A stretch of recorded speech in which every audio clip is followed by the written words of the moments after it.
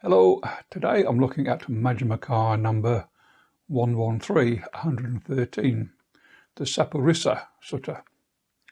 And this is translated in the Bodhi version as the true man, and in the Thanissaro version as a person of integrity. So the location is Savatthi in Jetta's Grove, Anathapindika's Park. And the persons mentioned are Buddha, also known as the Blessed One, and his followers, the bhikkhus, or monks. Now, Buddha is addressing his followers, monks or bhikkhus. I shall teach you about the character of a person with integrity and a person without integrity, an untrue man. First, an untrue man, someone who has gone forth into homelessness from a wealthy family, and he exalts himself for having come from wealth and disparages other monks. But a man of integrity considers thus: it is not because of one's wealthy background that states of greed, hatred and delusion are destroyed. Anyone who has gone forth, regardless of background, who accords with the Dhamma, conducts himself accordingly to the teachings, he should be honoured and praised for that. So putting practice of the Dhamma first, he neither praises himself nor disparages others. So the sutta then continues in the same vein, but this time on the basis that the monk has come from an influential background, an aristocratic background, from a well-known background, or a famous background. And it then continues, the same is true for a man who gains robes, alms food, resting places and medicinal requisites, and sees that other monks do not. An untrue man lauds himself for this and disparages others, but a true man considers thus: it is not through gain that states of greed, hatred and delusion are destroyed, and so on and so forth.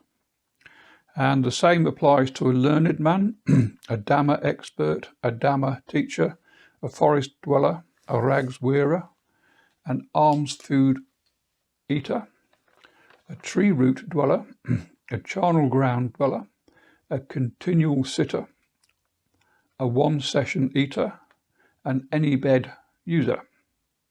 If he lauds himself and disparages others, this is the character of an untrue man.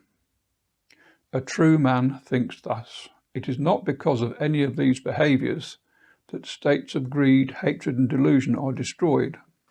Anyone who has entered upon the way that accords with the Dhamma and conducts himself according to the Dhamma, he should be honoured and praised for that.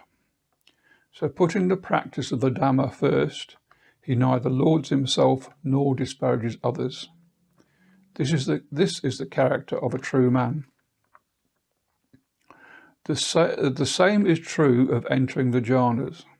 An untrue man enters the first jhana, where other monks do not, and he lauds himself and disparages others.